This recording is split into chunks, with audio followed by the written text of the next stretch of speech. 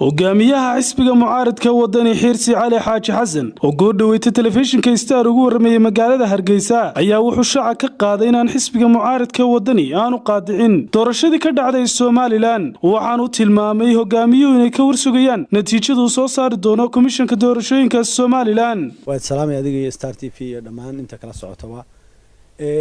hadalka oranaya doorashadii miya qaadacday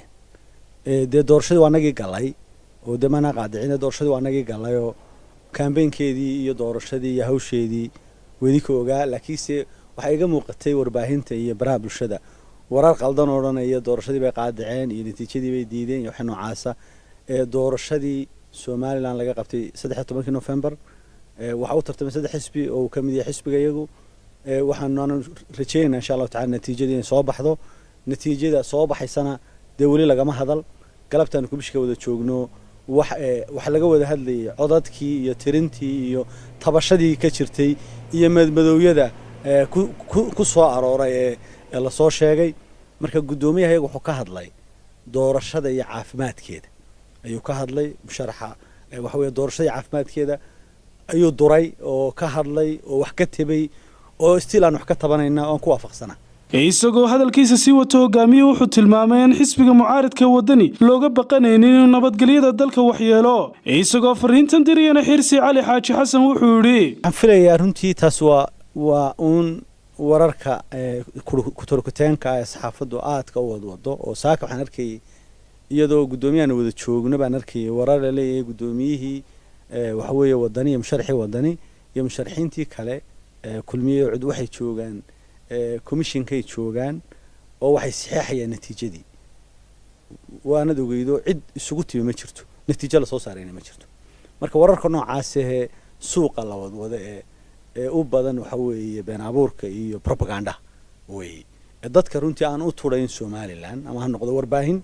ama ha noqdo shakhsi siyaasiya dadkan Soomaaliland u tuuraynin ay ka dhawaajinayaan laakiin saana waxaan leenahay doorashada iyo natiijadeedii doorashada waanu galay si xaragale oo qurux badan oo waxa weeye aanu guula ka soo hoynay guusheedii weynayd aan sugayno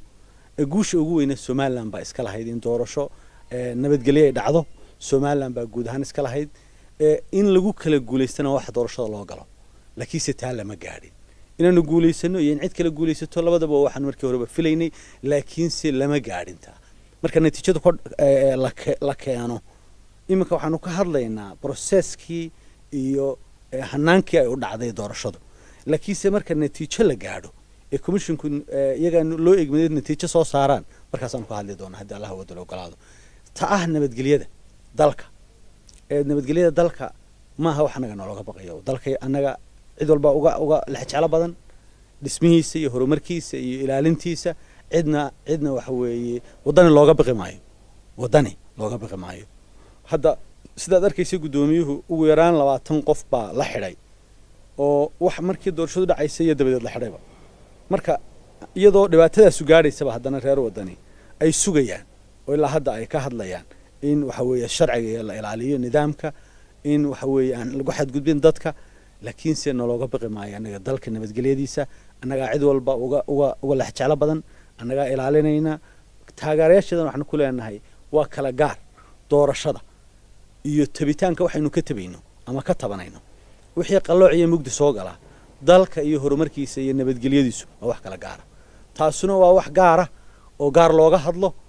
oo waxa weeye cidii waxa weeye kharibaysa iyo wixii xumeynayaba meel laga soo wada jeesto midina waxa laga hadlayaa wax xuquuqdii dadkii noocday lahaayeen wax xuquuqdii doorashadaanu lahayn waa guusheedii aanu doonaynay deewanu daba joognaa waanu ka hadlaynaa waanu cadaysanayna waa raadinaynaa